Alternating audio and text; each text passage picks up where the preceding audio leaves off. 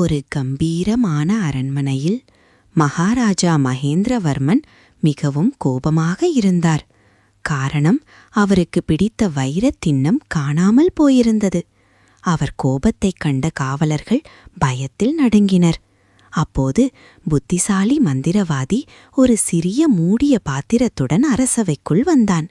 அரசே, இந்த மந்திர பாத்திரத்தை தொட்டு பார்க்கும் திருடனின் கைகளிலிருந்து புகை வரும் என்று மந்திரவாதினுவ, ஒரு வேலைக்காரன் மட்டும் தன் கையை தொடாமல் பயத்தில் மறைக்கிறான். மந்திரவாதி அவனை சுட்டிக்காட்டி, அரசே, இவன்தான் திருடன். தன் கையில் புகை வரும் என்ற பயத்தில் இவன் பாத்திரத்தை தொடவே இல்லை என்கிறான். திருடன் சிக்கினான். Thank you for watching. See you in the next Tiny Tale Toon story.